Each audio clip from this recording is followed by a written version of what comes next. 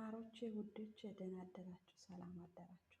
እኔ ደህና ነኝ፣ እግዚአብሔር ይመስገን። አደረወት ና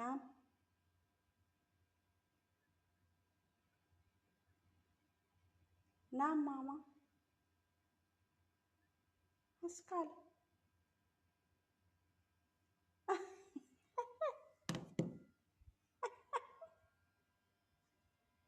ለእኔ ደውላ ሳታውቅ ለዛችን የት ደወልኩ ብላ ለእኔ ደወለች።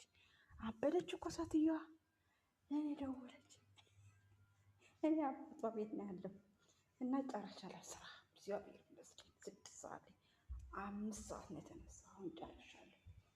ውጭ ልዝናናችሁ ብዬ ነው እንጂ ጨርሻለሁ ማለት ጨርሻለሁ። ውጭ ዛሬ ቀዝቃዛ ነው። በስመ ደስ ሲል አይገርማችሁም? በጣም ደስ የሚለው እሺ ይኸውላችሁ ውጭ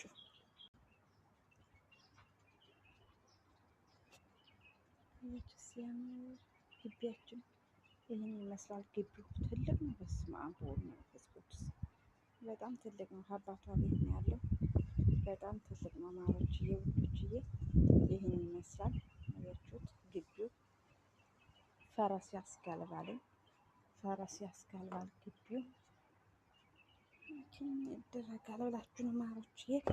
ይህን ይመስላል። ይኸውላችሁ ፈረስ ያስጋልባል። አያችሁት? አያችሁት ማሮች? ይሄ ውስጡ የተከራየ ነው። ሁሉ የተከራየ ነው። ግማሹ ቤት የተከራየ ነው። አያችሁት? ማንም የሚኖርበት ስለሌለ ማለት ነው። ማሮችዬ እላችኋለሁ። ማሮችዬ ገባሁ ወደ ቤቴ ማለት ነው እላችኋለሁ። ውዶችዬ ይህን ይመስላል። ፈረስ ያስጋልባል እናትዬ ግቢው ማለት ነው። ላኪን ስራ ነው። ስራ ነው። ምንም ማድረግ አይቻልም። ውዶችዬ ፍቅሮችዬ አሁን ይሁን ስራ ጨርሻለሁ። ቁጭ ብዬ ልጠብቃለሁ እስከምትመጣ ድረስ።